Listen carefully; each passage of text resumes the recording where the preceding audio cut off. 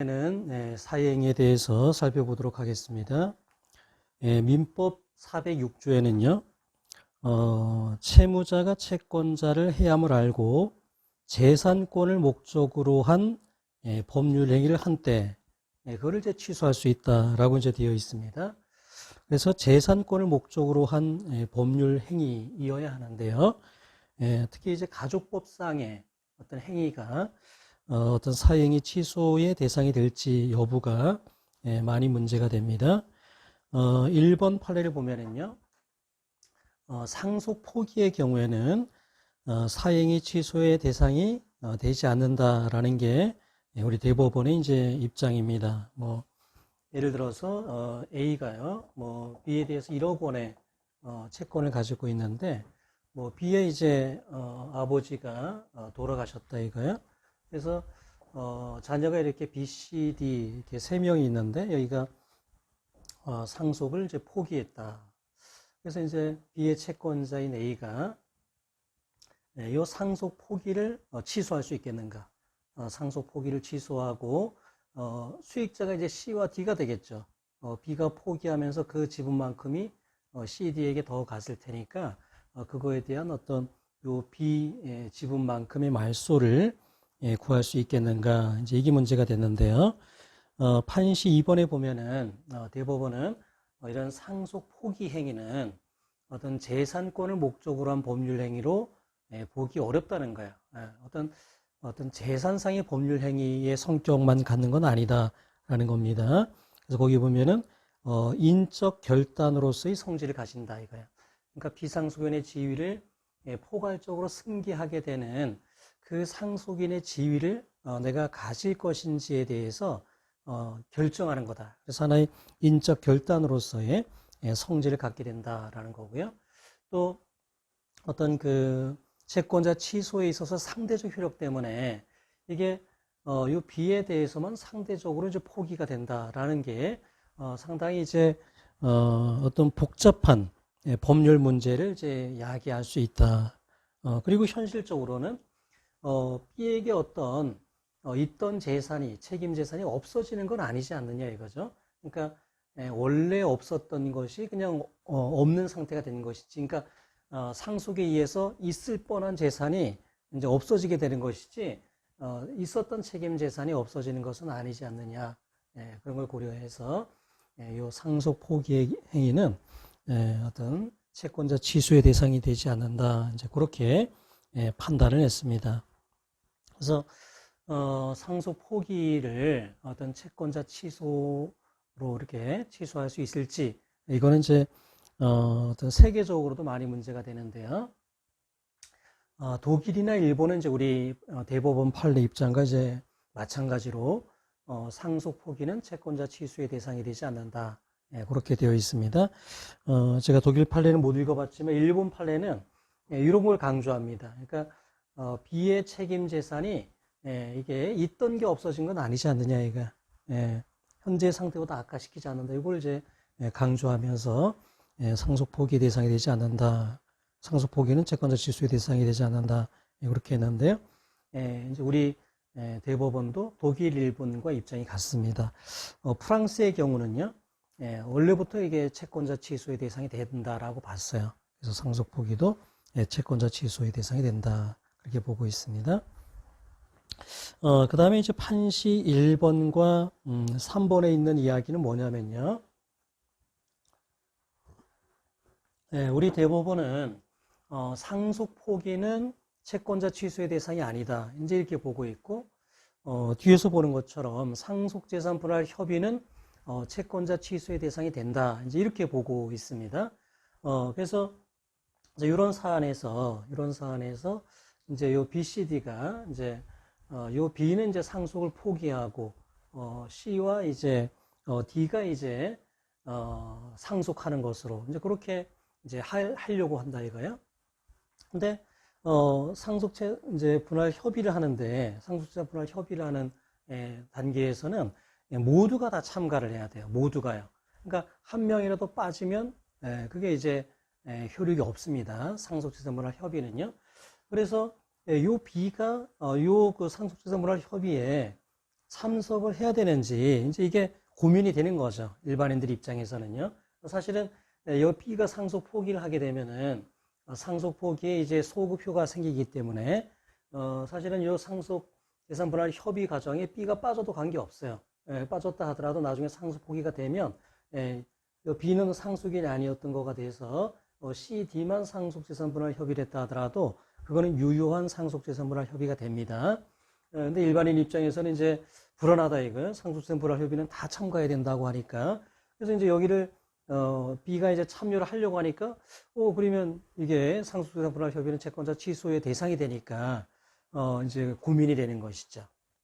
그래서 정확하게 어떻게 했는지는 모르겠지만은 아마도 상속 재산 분할 협의를 이제 하는 때 이제 B가 참여를 해가지고 아마도 B는 상속을 안 받는 걸로 하고 C, D만 상속받는 것으로 그렇게 협의를 했고 그날 아마 상속 포기도 같이 한 것으로 상속 포기 신청서를 법원에 아마 낸 걸로 이렇게 보이는데요. 그렇다면 이 B는 상속 재산 그러니까 상속 포기를 한 것이다. 상속 포기를 한 것이고 요 C, D의 상속 재산 분할 협의는 유효한 것이다. 이렇게 해서 채권자 취소의 대상이 되지 않는다. B의 상속 포기는요. 그렇게 판단을 했습니다. 그러니까 실질이 A는 상속 포기를 한 것이다라는 거예요. 그러니까 형식적으로는 상속 재산 분할 협의에 참여를 했지만은 상속 포기한다는 내용이 이제 상속 재산 분할 협의로 이제 한 거기 때문에 실질은 상속 포기이고 따라서 이거는 채권자 취소의 대상이 되지 않는다. 이제 그런 내용입니다. 자, 그다음에 이제 2번 판례를 보면은요. 자, 상속 재산 분할 협의는요. 상속 포기하고 달리 이거는 채권자 취소의 대상이 된다는 게 우리 판례입니다. 그래서 판시 1번에 보면은 상속 재산 분할 협의라는 게 뭐냐면 공동 상속인 사이에서 어떤 상속 재산을 잠정적으로 공유하고 있는 그런 상태를 이제 이걸 단독 소유로 한다든가 새로운 공유 상태로 이제 이행을 시킨다든가 그래서 상속 재산의 기속을 확정시키는 행위다. 이게 상속 재산 분할 협의라는 거는 어떤 상속 재산의 귀속을 확정시키는 그런 행위이기 때문에 이거는 기본적으로 재산권을 목적으로 하는 법률행위다 이거야. 그래서 사행위 취소권 행사의 대상이 될 수 있다. 이제 이렇게 보고 있습니다. 뭐 예를 들어서 이런 거죠. A가 B에 대한 1억 원의 이제 이렇게 채권을 가지고 있는데요. 만약에 아버지가 이렇게 사망하면서 이제 2억 원을 이제 상속을 해주는데 이거를 B와 C가요. C가 이거를 다 받는 것으로 상속재산 분할 협의를 했다면요. 이거는 이제 A가 그 상속재산 분할 협의를 이제 취소하고 B 몫을 이제 B 몫만큼의 말소를 구한다든가 가액 배상을 구한다든가 이제 A는 요 C를 상대로 해야 되겠죠. 수익자를 상대로 그렇게 할 수 있다라는 것입니다. 근데 중요한 게 판시 2번에 있는 건데요.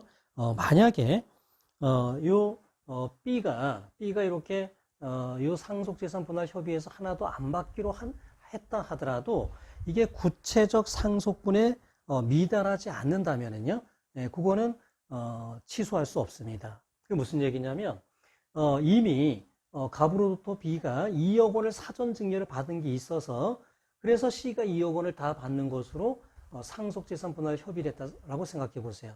그러면 사실 B, C는 똑같이 2억 상속을 받은 거잖아요. 그러니까 사전 증여를 받았으니까 미리 상속을 받은 거지 않습니까? 그러니까 요 C에게 2억 원이 간 건 정당한 것이지 그거는 사회행위가 되는 것은 아니다라는 겁니다. 그래서 그 밑줄 친 부분이 아주 중요한데요.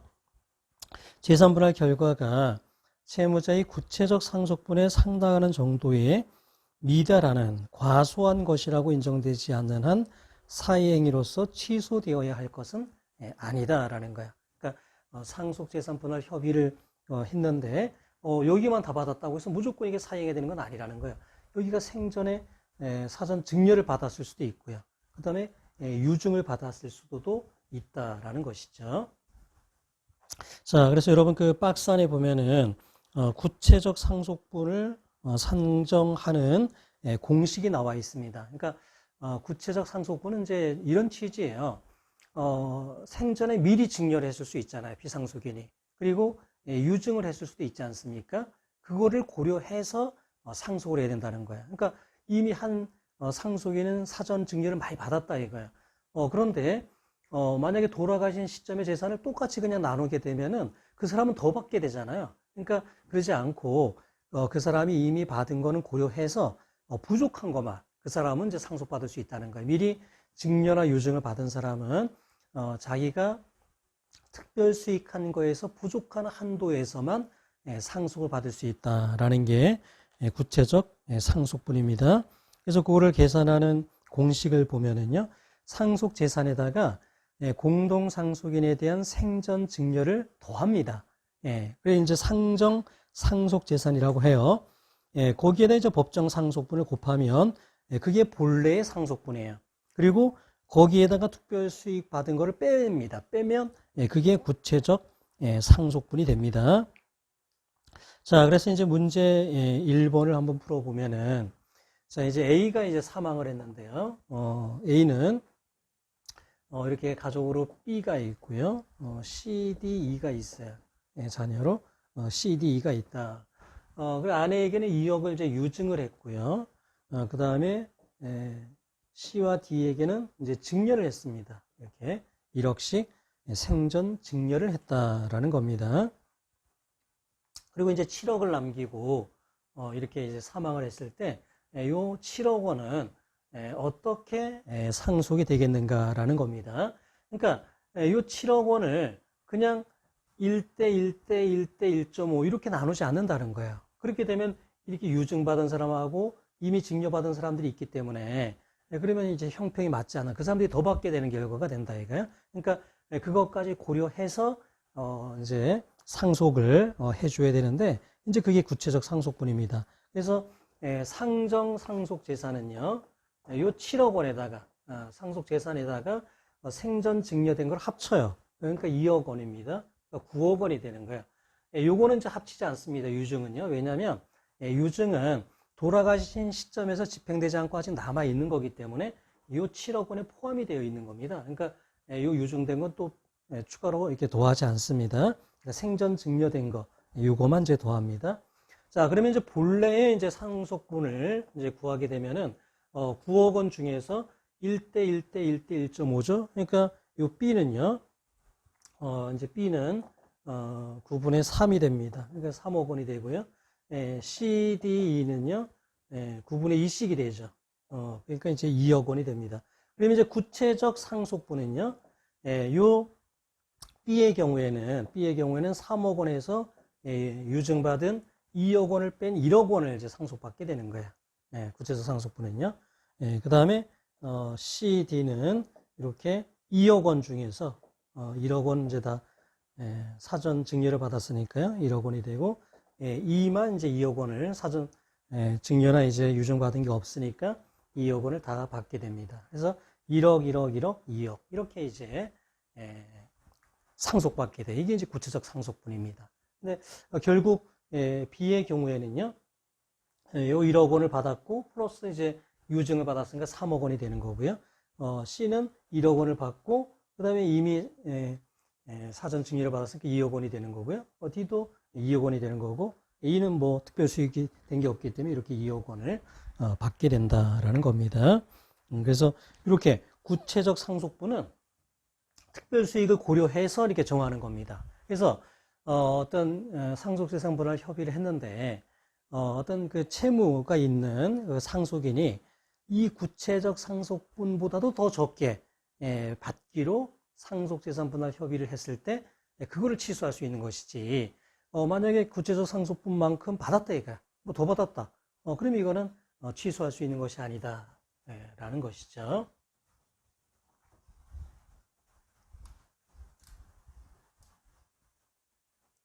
자, 이 구체적 상속분은 아주 간단한 내용임에도 불구하고 이거를 정확히 잘 모르는 사람들이 많고 법조인 중에도 정확하게 이거를 잘 모르는 분들이 꽤 많아요. 그건 아마도 어떤 가족법 수업을 이제 제대로 잘 뭐 안 들었다든가 뭐 이런 것 때문에 그럴 수가 있는데요. 이건 아주 대단히 중요하다 이거예요. 그리고 문제 2번 같은 경우는 이제 조금 이제 더 복잡한데요. 이거는 초과 특별 수익을 한 경우가 있을 수 있습니다. 그러니까 초과 특별 수익을 했다는 건 무슨 얘기냐면 본래의 이제 상속분이 있잖아요. 본래의 상속분. 근데 그게 이제 그거보다도 더 받은 거야. 예, 더 받아가지고 이게 이제 초과 이제 특별 수익을 한 겁니다. 그렇게 되면 어떻게 되냐면 구체적 상속분이 마이너스가 돼 버려요. 그러니까 본래 받을 거 본래의 상속분에다가 특별 수익을 빼줘야 되는데 특별 수익을 더 받은 거니까 초과 특별 수익을 한 거니까 구체적 상속분이 마이너스가 되는 것이죠. 예, 그런 경우에 이제 어떻게 계산할지에 대한 이제 사례인데요. A에게는 이렇게 아내와 이렇게 자녀들이 있습니다. 여기 이제 8억을 증여를 했어요. 8억을 증여를 했고 여기 이제 3억 원을 유증을 이제 했습니다. 그리고 이제 상속 재산은 이제 6억입니다. 여기가 사망했는데 6억이다 이거예요. 그러면은 상속 재산은요 6억 플러스 6호죠. 그럼 이제 14억입니다. 14억. 자, 그럼 이제 본래의 이제 상속분을 계산해 보면은 B, C, D 해서 14억 중에서 7분의 3이 되죠. 여기는요. 그럼 이제 6억이 됩니다. 그 다음에 이제 C와 D는요. 14억 중에서 7분의 2씩이 되죠. 그러니까 여기 이제 4억씩이 됩니다. 자, 그러면 구체적 상속분이 어떻게 되냐면은 B는요, 6억에다가 8억을 빼니까 마이너스 2억이 돼요. 그 다음에 이제 C는 요 4억에다가 이제 3억 유증 받은 걸 빼면 1억이 되고, 그 다음에 이제 D는 이제 4억 원이 됩니다. 자, 이렇게, 초과 특별 수익을 하게 되면 마이너스가 된다는 거예요. 구체적 상속분이 마이너스가 된다. 그러면 마이너스를 줄 수는 없잖아요.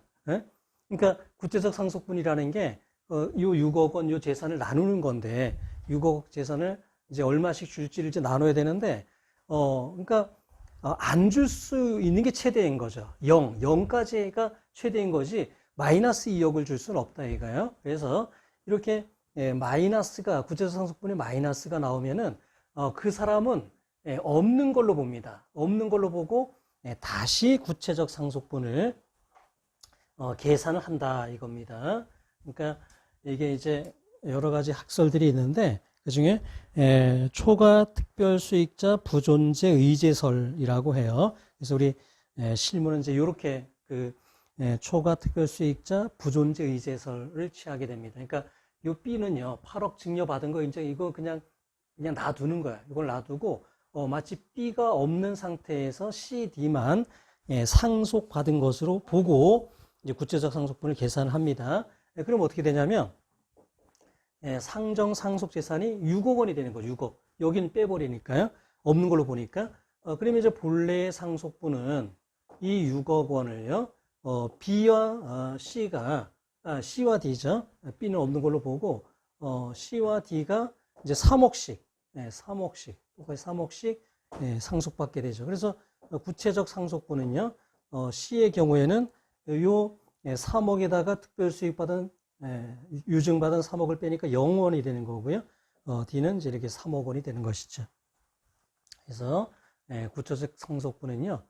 이렇게 B는 0원, C도 0원, D가 이렇게 3억 원 이렇게 됩니다. 그리고 이제 요 C는 요 유증받은 3억 원을 플러스해서 이제 결국 6억 원을 받게 되겠죠. 그래서 구체적 상속분은 0원, 3억 이렇게 됩니다. 그래서 초과 특별 수익을 한 경우에는요, 다시 계산해 준다. 마이너스가 있으면 그 상속인은 없는 걸로 의지하고 다시 계산해 준다라는 겁니다.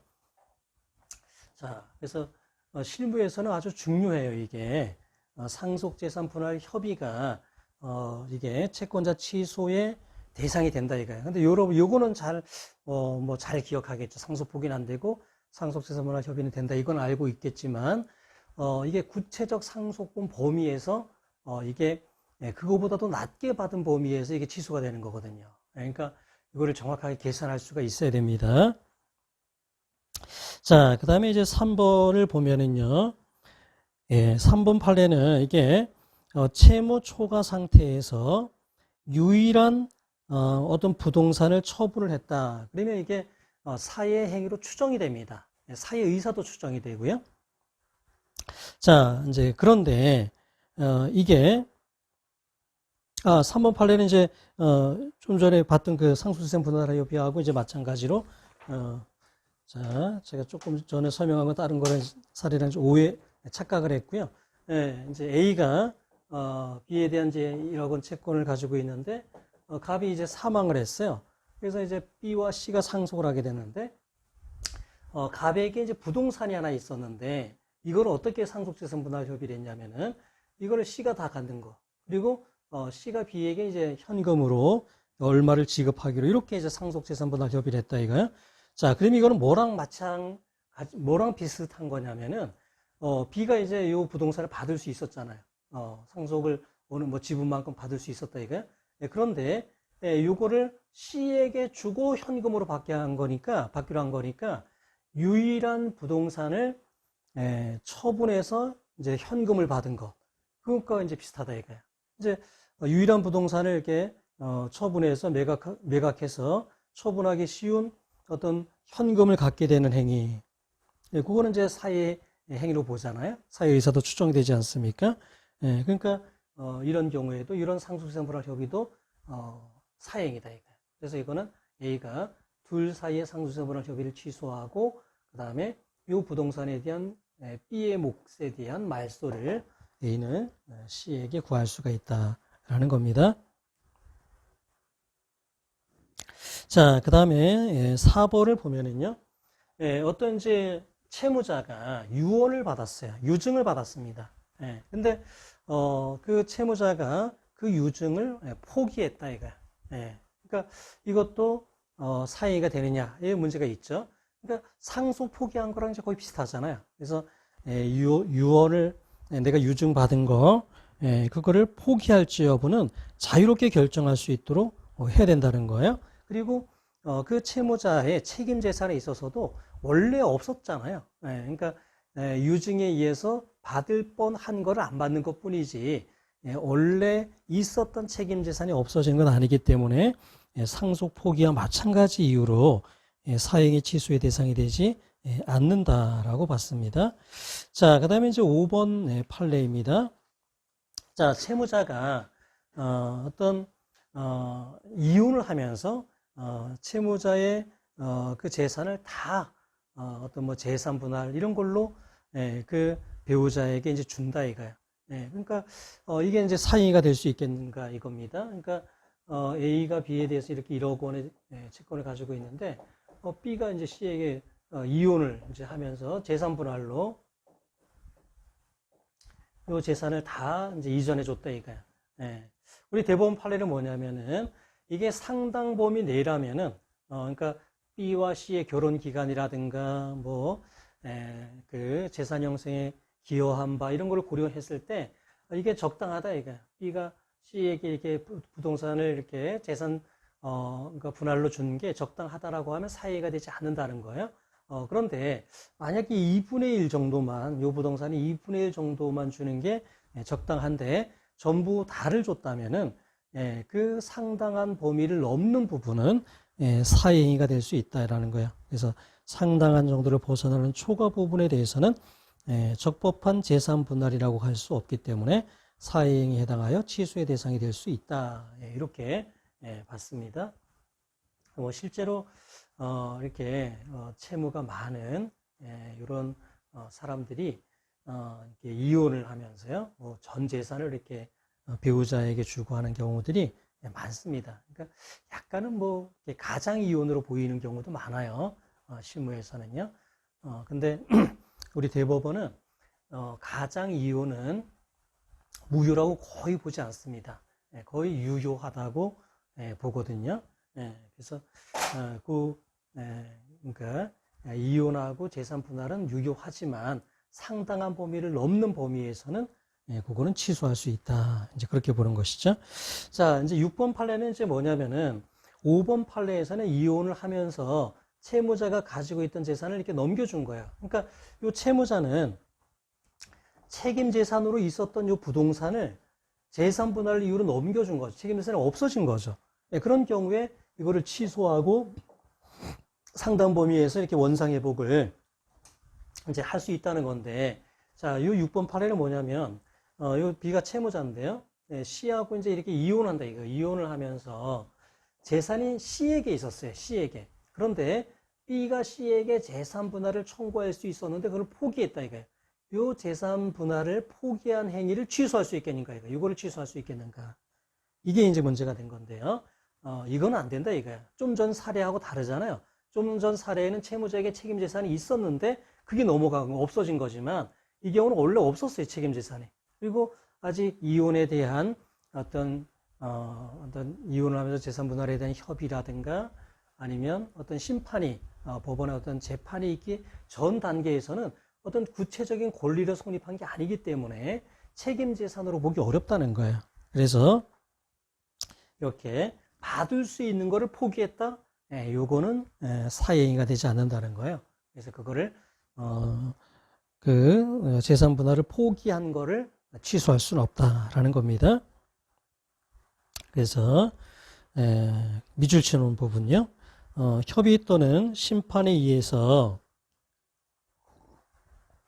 구체화되지 않은 재산 분할 청구권은 채무자의 책임 재산에 해당하지 않는다. 이제 그렇게 봤습니다. 자, 그 다음에 이제 7번 판례입니다. 7번, 8번 판례는요, 이게, 지난번에 이제 그 명의신탁 할 때 이제 설명을 이제 드렸는데요. 그러니까, 명의 수탁자가 자기 앞으로 이름에 이제 등기가 돼 있잖아요. 자기 이름으로 등기가 돼 있으니까, 그거를 처분한다 이거야. 그러면, 그게 사행위가 되겠는가? 이게 이제 문제가 되는 건데요. 우리 대법원의 입장이 이겁니다. 그러니까 명의 수탁자 앞으로 등기가 되어 있는데 실제 명의 수탁자의 소유냐 이거야. 그러면 그거는 명의 수탁자의 책임 재산이었다 이거야. 근데 그게 처분이 됐다면 이건 사유가 될 수 있는 것이죠. 근데 명의 수탁자 앞으로 등기가 되어 있어도 명의 수탁자의 소유가 아니라면 그 명의 수탁자의 책임 재산이 아니라는 것이죠. 따라서 명의 수탁자가 처분 행위를 했다. 사유가 되지 않는다라는 겁니다. 그래서 3자간 명의신탁의 경우에는요, A와 B가 이렇게 매매계약을 체결하면서 등기만 이렇게 C에게 한 거예요. 근데 여기 신탁계약에 의해서 등기만 C 앞으로 했다면, 우리 판례는요, 소유권은 여전히 A에게 있다는 거죠. 이게 무효니까요.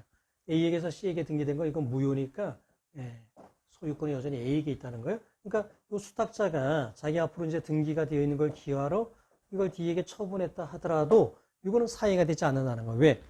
C의 책임 재산이 아니었기 때문에. 그러니까 요 이제 C의 채권자인 이제 갑이 요 C가 이렇게 처분한 거는 사행이다라고 주장하지만 이건 C의 원래 책임 재산이 아니었기 때문에 이거를 법률행위를 한다고 해서 사유가 되는 것은 아니다라는 게 7번 판례이고요. 자, 8번 판례는 명의 수탁자의 재산이 되는 경우가 있잖아요. 이런 경우죠. A하고 이제 B 이제 여기가 소유자고 여기 신탁자인데 아예 명의 신탁 계약에 기해 가지고 매매 계약 이렇게 하는 거죠. 수탁자하고 이제 하는 것이죠. 그리고 이제 이렇게 이 수탁자 앞으로 등기를 해놓으면은 여기가 선이라면 C의 소유로 보잖아요. 그래서 C가 D에게 처분 행위를 했다. 그러면 이거는 C의 채권자인 갑이 볼 때는 C의 책임 재산이었던 것이 사회 행위가 될 수 있는 것이죠. 책임 재산이 없어지는 거니까 이런 경우에는 C의 채권자인 갑이 이거를 취소할 수가 있다라는 겁니다. 그래서 이런 경우에 C 소유가 된 경우, 계약 명의 신탁에 있어서 매도인이 손해인 경우죠. 그런 경우에는 C가 이 법률 행위를 한 것이 사행위가 될 수가 있고요. C가 만약에 이거를 이제 B에게 명의 신탁자에게 넘겼다 하더라도요, 이것도 갑에 대해서 사행위가 될 수 있습니다. 왜냐하면 B도 C에 대해서 부당이득 채권만 갖는 거잖아요. 금전 채권자에 지나지 않아요. B의 입장에서도요. 그래서 C가 B에게 이렇게 부동산을 이전해 줬다면은 이거는 어떤 그 채권자 일부에게 채무 초과 상태에서 채권자 일부에게 어떤 뭐 등기를 해준다든가 담보를 설정해 준 것과 마찬가지이기 때문에 이것도 사행위가 될 수 있고 그래서 채권자인 갑은 취소할 수 있다라는 것입니다. 자, 그 다음에 이제 9번 판례입니다. 자, 이게 사행위가 될 수 있겠는가 관련해서 이제 이런 것도 이제 문제가 돼요. 예를 들어서 A가 이렇게 B에 대해서 1억 원의 이제 채권을 가지고 있는데 B가 C에게 어떤 부동산을 처분을 했습니다. 이게 이제 사행위가 되느냐라는 건데요. 보통의 경우는 당연히 사행위가 되겠죠. 그러니까 A가 B에 대한 채권을 가지고 있고 이게 B의 책임 재산이었는데 B가 C에게 처분했다. 그러면 사행위 성립이 문제가 될 수 있어요. 그런데 이미 이 부동산에 D가 이게 저당권을 설정했다. 이게 저당권을. 이게 한 1억 정도 되는 부동산인데 저당권을 설정한 상태다. 이거 이렇게 저당권을 설정한 상태다. 이 저당권이 설정되어 있는 부동산을 B가 C에게 처분한 것이 A에 대해서 사행위가 될 수 있겠는가라는 것입니다. 자, 이건 어떻게 봐야 되냐면은 만약에 D가 B에 대해서 2억 원의 뭐 피담보 채권, 채권 최고액을 가지고 있어요. 그러면 사실 이 부동산은 D가 우선 변제권을 다 파악한 거죠. 그죠? 그러니까 어떤 책임 재산으로서 의미가 없습니다. 그러니까 이 부동산은 사실은 깡통이죠. 예. 그러니까 책임 재산, 공동 담보로서 의미는 전혀 없는 겁니다. D가 우선 변제권을 다 파악한 것이죠. 따라서 이거는 B가 C에게 처분한다 하더라도 사행위가 되지 않습니다. 자, 그런데 D가 우선 변제권을 파악한 것이 5천만 원이다라고 한번 생각을 해보면요. 그렇다면 이거는 공동담보로서 5천만 원을 기능을 하고 있는 거잖아요. 그러니까 D가 5천만 원을 우선 변제권을 확보했지만 나머지 5천만 원 범위 내에서는 공동담보였단 말이죠. 이거를 처분했다면 그거는 사행위가 될 수가 있다라는 겁니다. 그렇게 판단을 해야 된다는 거예요. 그러니까 저당권이 설정되어 있는 부동산을 처분한 것이 사행위가 될 수 있겠는가? 이제 그거는 그러한 방식으로 판단을 해야 된다라는 겁니다. 자, 그래서 그 밑줄 쳐놓은 부분에 보면은요, 채무자가 근저당권이 설정된 부동산을 처분하면서 매매대금으로 그 부동산에 대해서 다른 채권자의 우선에 변제를 받을 수 있는 지위에 있는 근저당권의 피담보 채권 중에 일부를 변제하고 근저당권을 말소한 경우라면 특별한 사정이 없는 한 부동산 처분 행위를 사행위로 볼 수 없다라는 겁니다. 그러니까 저당권이 설정되어 있는 이 부동산을 처분했는데 피담보 채권액이 이거보다 더 높다 이거야. 그런 경우는 이거는 공동담보로서 의미가 없기 때문에 그거를 처분하고 뭐 그걸 가지고 이제 이렇게 변제를 했다. 어쨌든 처분행위 자체가 이거는 사행위가 되지 않는다는 거예요. 그래서 처분하고 변제했다 하더라도 사행위가 되지 않는다는 거예요. 자, 그 다음에 이제 10번 판례는 뭔 얘기냐면요. 사회행위는 각 법률 행위별로 판단을 해야 된다라는 거예요. 예를 들어서 A가 이제 1억 원을 이제 채권을 가지고 있어요. B가요. 자, 그런데 B가 부동산을 이렇게 세 개를요. 세 개를 이렇게 C, D, E에게 순차적으로 C에게 먼저 하고 D에게 다음으로 하고 E에게 세 번째 이렇게 순차적으로 이렇게 처분을 이렇게 했다 이거요. 그러면 요 각 행위가 사회 행위가 되는지는요. 이거는 개별적으로 각 행위별로 판단을 해야 됩니다. 그래서 요 첫 번째 요 부동산을 처분할 당시에는요. 요 법률 행위에 의해서 채무 초과 상태가 됐느냐를 판단해야 되잖아요. 그런데 아직 요 두 부동산은 처분하기 전이니까 아직 적극 재산이 많은 상태잖아요. 따라서 이거는 사행위가 되지 않는다. 요 두 번째 법률 행위를 할 때도 요건 아직 적극 재산이니까 요거를 고려했을 때 채무 초과 상태가 되는 게 아니니까 사행위가 아니다. 세 번째 법률 행위에 의해서 이제 드디어 사행위가 된다. 뭐 이렇게 개별적으로 각 행위별로 이제 판단을 해야 된다 이겁니다.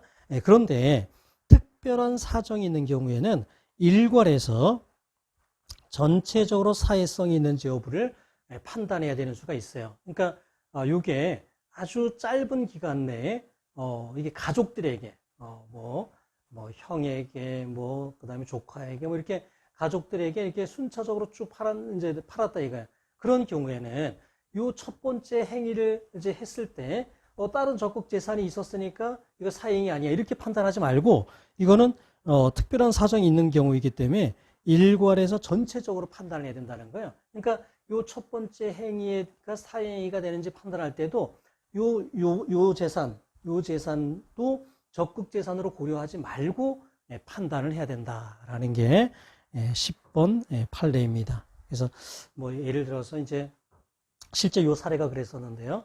여러 부동산을 아주 짧은 기간 동안에 가족들에게 이렇게 쫙 처분한 경우에는요.